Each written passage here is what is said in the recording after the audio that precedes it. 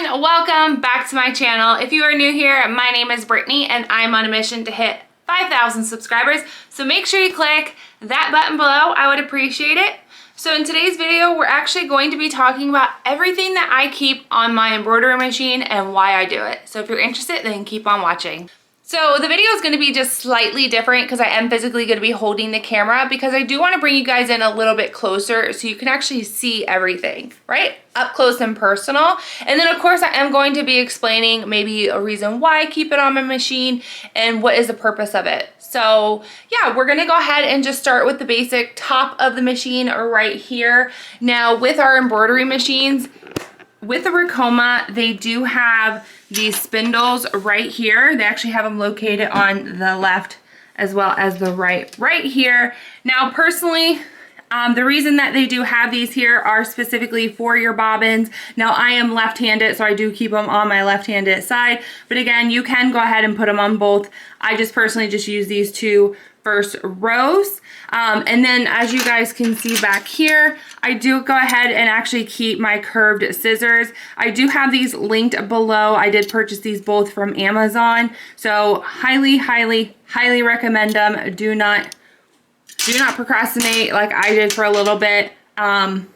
Definitely love those scissors. I keep them right there just so I don't forget them. Obviously, we do have all of our threads. All of them are currently set up for me, so that is perfect. And then just right behind like this lip, I actually keep most of my tools so they're easily accessible.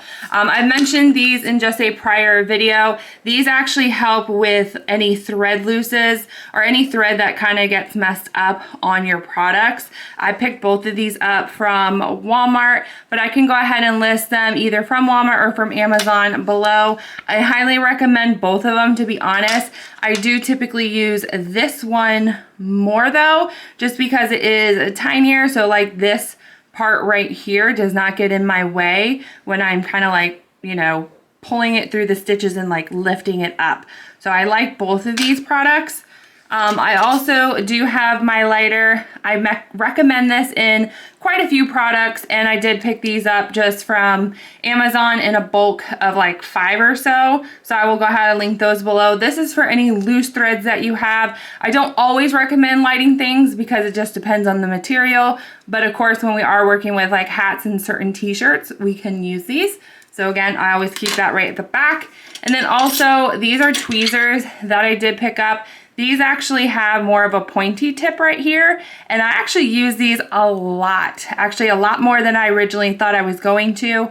The reason that I do actually use these is when there is loose threads, I will grab it with these tweezers rather than my hand, because as you can tell, your hands are going to be like more in the way versus these tweezers. You're going to be able to get like right down in there, and then I use my scissors back there to like chop it off. So yeah, I highly recommend them. I really like them. Keep everything right here. Now, if we're gonna go on the right of my machine, as you guys can see, I really just don't keep anything over here just because, like I said, I am more left-handed, so everything just kind of focuses over there. These are scissors that did come with my Ricoma. Personally, I never use these. I actually don't like these. They do not cut very well, but for some reason, I don't part from them. As you can tell, they are quite rusty looking, but yeah, they don't work. I don't like them, but I just leave them. And then I keep nothing back here. I don't want anything up by my threads. I don't want anything getting in the way, so I do keep that pretty clean all the time. So obviously this is the machine, this is the brain, this is where I operate with all my images, as you guys see me use all the time. And then obviously we have all of our knobs, and our threads do run through all of here. I do have a video going over oiling your entire machine. I'll go ahead and link that as well. I actually just got done oiling my machine because it has been some time. So once we do go down, this is the bobbin case, so I do keep this nice and clean. I do use my air can, and my air can actually does sit just down here, and I can kind of go over some of this stuff just real quickly, but my air cans are back here, so I do use it all the time to clean out my bobbin. You guys really should be cleaning out your bobbin pretty often, almost every time you're about to start a product, just because thread can get stuck inside here, and you just want to make sure that it stays nice and clean. So yeah, that's what you're going to want to do over there. In regards to my actual arms, so obviously my arms go across here. I don't keep too much up here, but I actually do keep my pliers. I use these specifically for when I am changing out any of my needles, if I need to change out the sizings. So again, I do just go ahead and keep these pretty close by, as well as my oil. Like I mentioned, your oil should be every like 4+ hours. You should be oiling up your machine. Again, I do have that video, so it has been linked. So yeah, I keep that pretty handy because again, you are using that pretty often. And then just back here, I actually keep my Allen keys. So my Allen keys, I do have 3 total.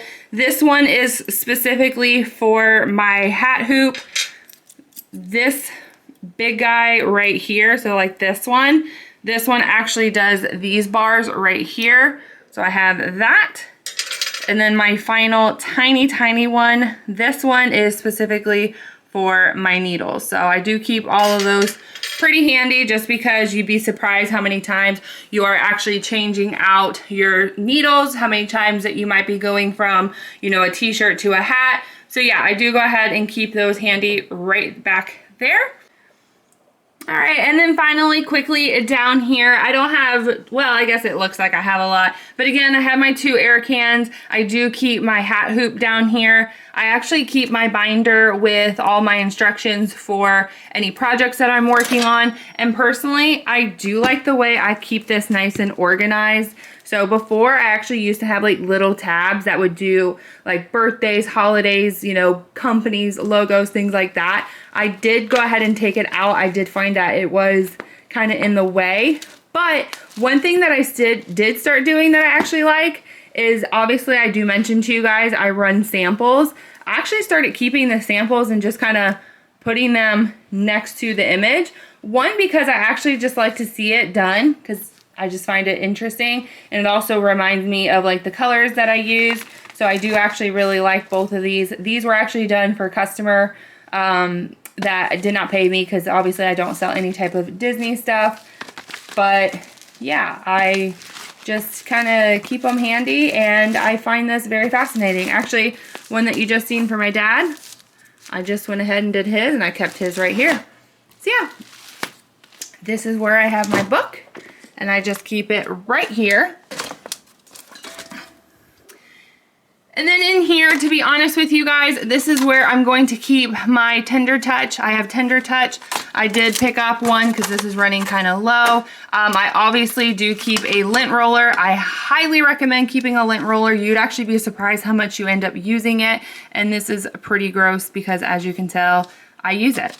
I also do keep, this is the old water-based stabilizer that I had before I bought the one from Amazon that I recommend. I just obviously am not going to throw this away. That would be foolish of me. And then I do keep all of my fabrics actually down in this bucket right here.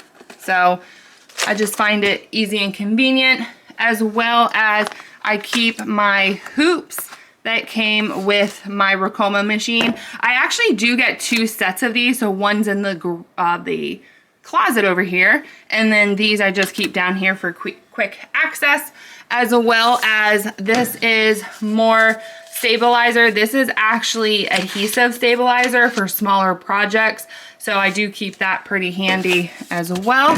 So I keep that here. And then just these organizing bins. When I was on Etsy, which I am no longer on, I actually have all my t-shirts, so I have a lot of extras, and I'm hoping one day I can open up a website and go back at them, because these are like, look, boys, girls. These are my, when I was doing my Gator onesies, so I have a lot of those. And then I have some shipping bags, and along with my like tissue paper. So that's actually all what is in here.